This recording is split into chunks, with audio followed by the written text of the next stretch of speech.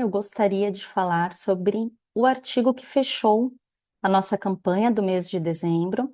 Ele foi escrito pela Rosalina Moura, foi o artigo A Mudança Terapêutica na Psicoterapia EMDR. Rosalina é psicóloga clínica, especialista em psicoterapia de casais e famílias pela PUC São Paulo e também atua como psicoterapeuta individual.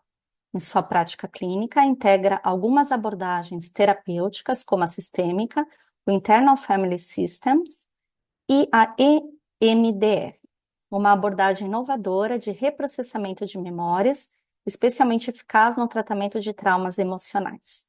Além de seu trabalho clínico, ela é diretora da consultoria Rumo Saudável, palestrante e membro da diretoria da ABRAP.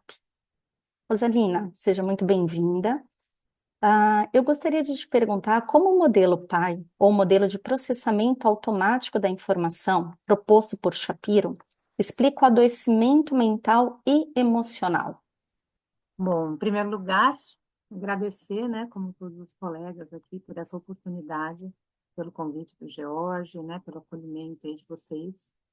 E para mim é sempre um prazer falar sobre a psicoterapia EMDR, que é uma abordagem, não é uma técnica, né? Muita gente se refere a EMDR como uma técnica, né? É um prazer porque para mim foi uma grande descoberta de alguns anos para cá, né? De alguns anos atrás. Descobri a EMDR há alguns anos e a partir do momento que eu fiz a formação e comecei a trabalhar com isso, incorporar, né? Porque é uma abordagem integrativa, para integrar a EMDR com outras abordagens que eu já trabalhava na psicoterapia, eu percebi assim uma evolução incrível nos quadros, né? E nos pacientes que eu atendo.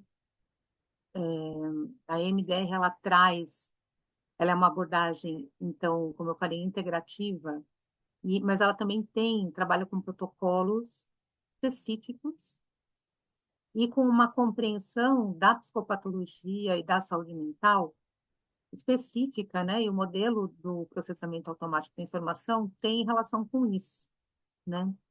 Então, pensando nas mudanças psicoterapêuticas, que a gente está conversando com foco nisso, a gente consegue, assim, existem inúmeros estudos que avaliam e constatam as mudanças profundas que acontecem, inclusive neurobiológicas, que acontecem a partir do momento que a pessoa passa pelo processo, pela psicoterapia MDR.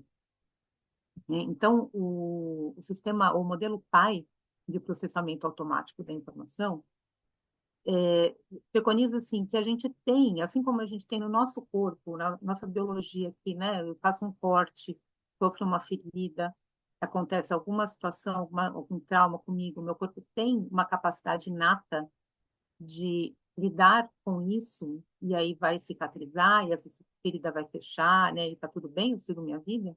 A gente também tem uma capacidade inata de processamento automático das informações, ou seja, das experiências que a gente vive na vida, né? Sejam elas quais forem.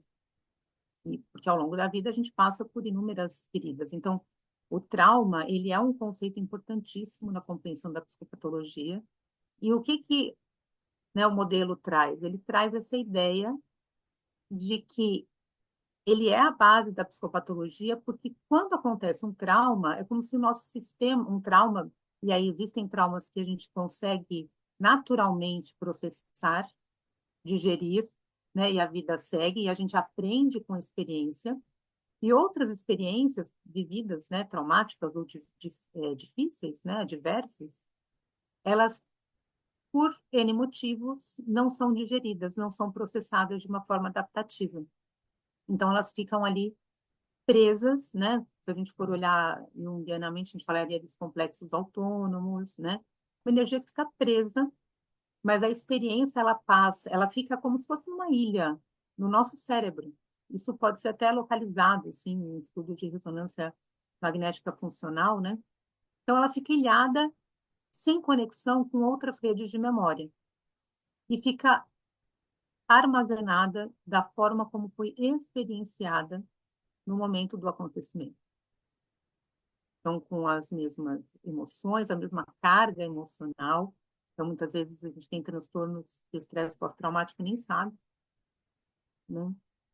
fica armazenada com as crenças que são construídas a partir daquela experiência, ou de experiências repetidas, porque não são só experiências que a gente chama de trauma T grande, né? Que trazem os transtornos e que nos afetam profundamente. A gente pode ter microexperiências, pessoas que sofreram bullying na infância, ou que ouviam algumas coisas repetidas de pai e mãe, né?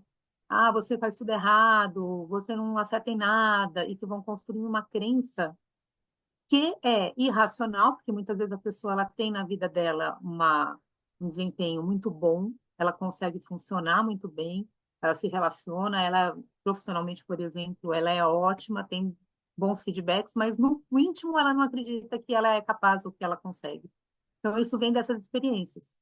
E o que que a EMDR faz? Ela justamente vai atuar para que essa capacidade inata de autocura aconteça, né? Ela coloca em andamento esse sistema de processamento automático de informação, para que justamente a gente possa elaborar, é um conceito que não é da MDR, mas que é isso, é válido, né? A gente possa digerir, processar, reprocessar, então, uma terapia de reprocessamento de memórias, reprocessar essas memórias, e com isso aquela experiência, ela poder ficar integrada com outras redes positivas de memórias, com redes mais adaptativas, né? Então, não só a gente perde a pessoa perde a intensidade da perturbação que é sentida, e isso é uma escala que nós usamos, né? Usamos uma escala SUDS para avaliar o nível de perturbação naquele momento que a pessoa tem quando ela lembra daquele evento, e ao aplicar o protocolo, a gente vai fazendo avaliações, né? Então, no final da sessão, e agora? Quanto que te traz de perturbação lembrar daquilo? E às vezes vai estar indo lá de 9, 8 para 7, 6, 5, e em muitas situações chega a zero. Então, se dessensibiliza, mas também reprocessa.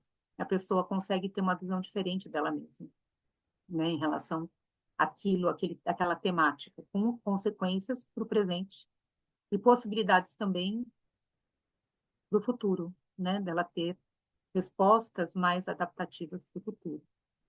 Então, então é isso. Não sei se responde a sua pergunta aí, Tati. Muita coisa, né? Mas basicamente isso, né? Como que a gente pode, o nosso sistema de processamento automático pode funcionar da forma como deve funcionar, porque tem coisas muito difíceis que a gente vive na vida, né? E a gente pode se libertar. Então, a EMDR eu vejo assim como uma terapia que é muito libertadora. Toda psicoterapia né? Eu não larguei os outros modelos, pelo contrário, eu integro, mas pode ser muito libertadora por conta disso mesmo, né? Muito obrigada, Rosalina. Respondeu sim, com certeza. E eu gostaria de fazer uma última pergunta para você. Como a MDR atua na mudança terapêutica e qual o papel da estimulação bilateral neste processo? Então, existem vários mecanismos, né, de mudança. A estimulação bilateral, ela é clássica e as pessoas conhecem muito a EMDR por conta de ser a terapia dos olhinhos, né? Que as pessoas falam, não é aquela terapia que você fica movimentando os olhos, né? Que é a estimulação bilateral, ela assim, ela é uma técnica central na abordagem mesmo, né? Não é a única que nós utilizamos, mas ela é uma técnica central. Não foi descoberta pela Shapiro, embora ela tenha trazido para a psicoterapia, já tinha antes da Shapiro, assim, algumas pessoas estudando o efeito do movimento dos movimento dos olhos no estado emocional. Mas ela percebeu que o movimento dos olhos, e aí ela percebeu incidentalmente, numa situação que ela estava vivendo ali de grande perturbação emocional, por ter descoberto uma doença, ela percebeu que ao movimentar os olhos, algo modificava dentro dela. Ela já não se sentia tão confusa, tão perturbada, né? Conseguia pensar com um pouco mais de clareza. Ela foi estudando, ela vem da TCC, foi estudando, sempre foi uma pesquisadora, então ela sempre embasou muito todo o trabalho dela em cima de pesquisas e estudos científicos e com protocolos muito bem estruturados, né? Quando a gente tem protocolo, a gente consegue, fica mais fácil fazer pesquisa, porque cá entre nós não é fácil fazer pesquisa na nossa área, né, em psicoterapia. Isso, bem difícil. Então, a estimulação bilateral consiste em quê? Em você, e ela tem três tipos de estimulação bilateral. Pode ser a visual, que é essa do olhinho, dos olhos, né, que vão de um lado para o outro. A estimulação tátil, que são toques alternados, geralmente a gente faz no corpo, existem aparelhos que fazem um toque alternado também. Ou a estimulação auditiva, que também sempre trabalhando com a alternância dos estímulos. E o que que esses estímulos, né, fazem? Alguns estudos, a gente não é muito claro ainda, existem estudos, né, para trazer a compreensão do que acontece, a gente sabe o que acontece em mudanças, mas uma das hipóteses é que a estimulação bilateral mimetiza o que acontece, os processos neurofisiológicos do sono REM, porque o sono também é curativo, né? Quando a gente dorme, a gente fala assim, dorme, amanhã é outro dia. Outro dia porque no sono a gente processa as memórias, a gente processa as experiências que foram vividas, e aquilo vai assentando internamente de uma forma diferente.